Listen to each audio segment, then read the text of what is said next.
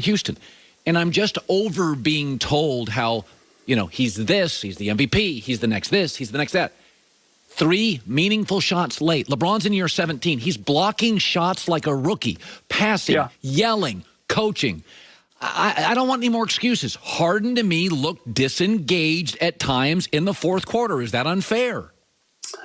It's not unfair, and this is what I struggle with James, is that trapping him and forcing the ball out of his hands is the easiest way to end his involvement. And if you watch LeBron, if you watch some of the best players when they are double teamed, yes, they give up the ball and then they move without the ball and make hard cuts, either to get the ball back or to still shift the defense toward them to create something for somebody else.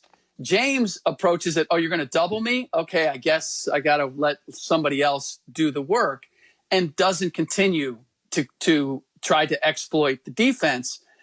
And that's my issue. Now, it may be just a fatigue thing. He's got to do so much when he's got the ball in his hands that he can't do that and play off the ball. But that, to me, is the heart of the issue here, and why I had the Lakers initially winning this series in 5, because the Rockets are fairly simple to figure out, and to have that element that is going to diffuse what makes them special.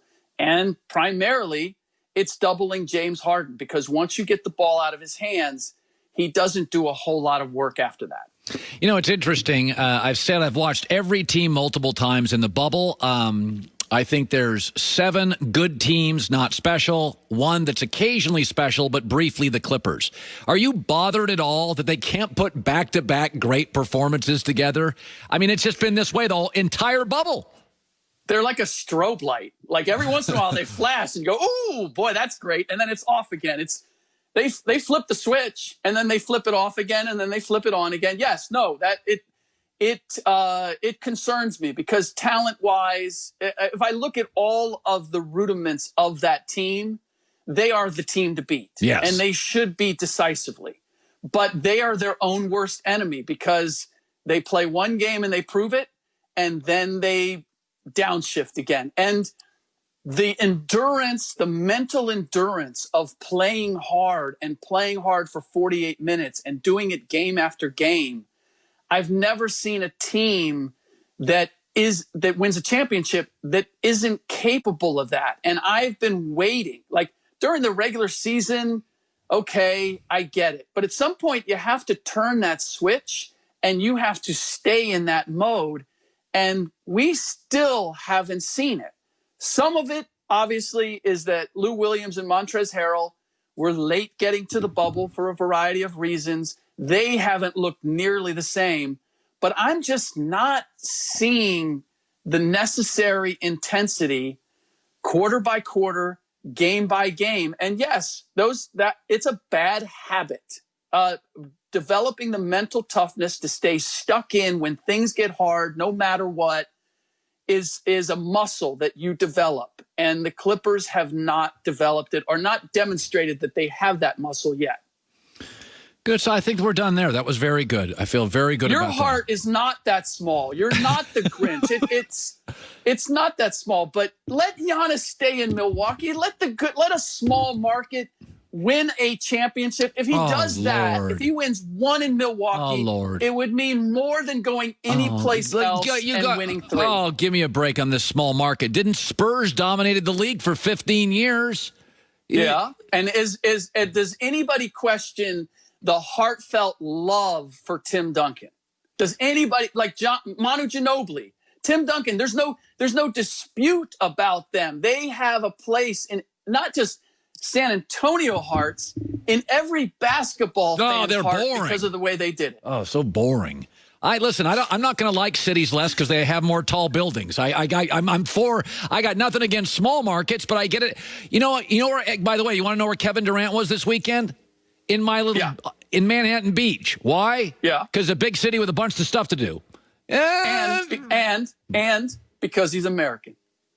I don't know. Maybe I think Americans have big hearts. I don't know. I think it's a big heart country. I think we're being tested right now. That's for sure. Yes, we are. Rick Bucher. Thanks, buddy. Listen, I can't speak for Joy, but I think this is true. It was not easy to get here. We both worked really hard. But if I would have been as talented as Joe Buck and had an easier option, I would have taken it. Don't confuse the difference between willingness to work hard. I have my whole life, and so have you. But if I would have been as good as Bob Costas at 28 or Joe Buck, and a network would have come to me at 28 and said, "You'll have to do local TV, come up to the network." Yeah, I would have taken that. And so Giannis can stay in Milwaukee and do the Dame Lillard route. Be loyal, be beloved, make max money, and win some games. I got no problem with it. Or you can do the easier route, like Kevin Durant, and say, I'm going to go to a big city that attracts big stars and play with great players and win titles. That's what I would choose. I believe in hard work. But when you get to Springfield, Massachusetts, and you're giving your Hall of Fame speech, you don't get longer applause because your route was harder. When Shaq's giving his speech, nobody says, he left Orlando. When Kareem's giving his speech, I don't know. How could you leave Milwaukee? They care about the points, the titles, the rings, the moments. It's not going to be as easy for Giannis in Milwaukee. You could go down to Miami. Pat Riley's got 10 titles. He's now in his 18th conference championship as a coach, player, executive. Spoelstra's got 2. You got Aqua Water in the winter, a great free agent market. It's a plug and compete for championships for 8-year city because they've done it a bunch. It's not that Giannis doesn't want to work hard. It's not that Dame doesn't want to work hard. You can be a popular anchor in Kansas City, Indianapolis, and Memphis. That's a good life. But if you're an MVP, 2-time MVP, you don't get bonus points for struggling. Make your life easier. That's why I've never resented people in my industry that are really, really talented and they had famous dads as broadcasters. Hell, if I did, I'd have taken the advantage. My dad was an optometrist. I mean, I didn't want to be a doctor. But if my dad was a sportscaster and I got a network gig because I worked really hard and maybe, some connections helped me a little bit, not saying those guys wouldn't get there anyway, but I would have taken it. It'd be stupid not to. Take the easier route if it's offered. Don't be stubborn and rigid. It's this puritanical American thing like, I've got to work hard. Most people work hard. But if somebody opens a door for you, take it. Aqua Water, free agent market, Pat Riley, Eric Spoelstra, Jimmy Butler, history of titles. That's where I'd go. Wouldn't be that tough. Let me talk... Rick's ready. So I'll go to him before I get to my Russell Wilson stuff. I have a rule in this show. Can't go a week without a Russell Wilson topic. But let's go to Rick Bucher, Fox Sports NBA analyst, and joining us via the Coward Global Satellite Network. It's funny about this. I never banged on Kevin Durant when he made his life easier. He had worked his butt off at Texas, his butt off in high school, his butt off in Oklahoma City. He got tired of playing with Westbrook. He wanted to play with Clay and Steph. Giannis should leave, right? Miami's plugging titles, right? I'm not crazy on this, right? I am praying, Colin. I am praying that Giannis Antetokounmpo does not hear a word of what you're saying, or if he does, that he dismisses it out of hand.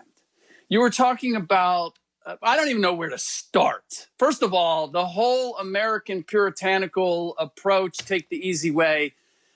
Okay, that might apply to Americans, but Giannis Antetokounmpo is not. He had to take a hard route to get here, and taking that hard route brought him to a place that he never dreamed of being.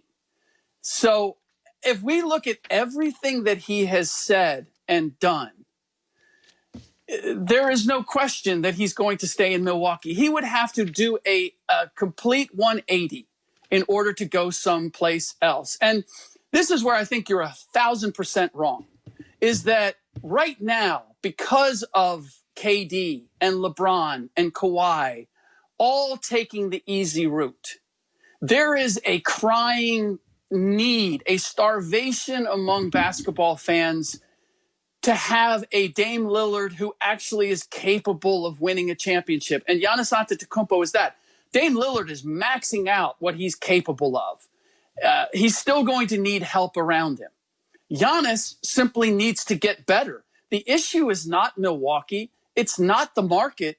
It's Giannis Antetokounmpo needs to develop his game to the point where he can be that guy that leads a team to a championship. We had this debate, brought up elsewhere about is he a Jordan or a Pippen?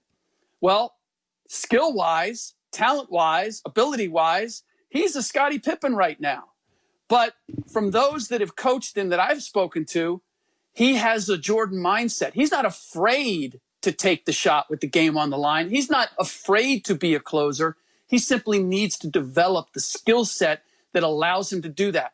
But if you look at LeBron James and his championship in Cleveland versus the 2 that he got in Miami or whatever else he did in Miami, the one in Cleveland is the one that cemented his legacy and, in my mind, means more than the 2 that he got in Miami or anything that he would get in L.A.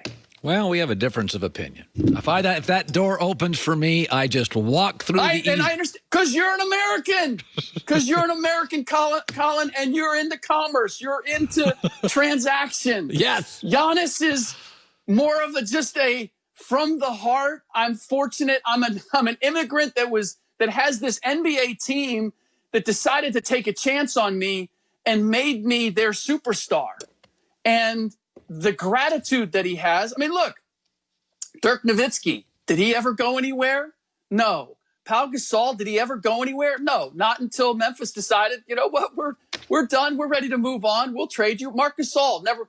If you look at international players that have had teams that have said, you're our guy and we will build around you, their gratitude is different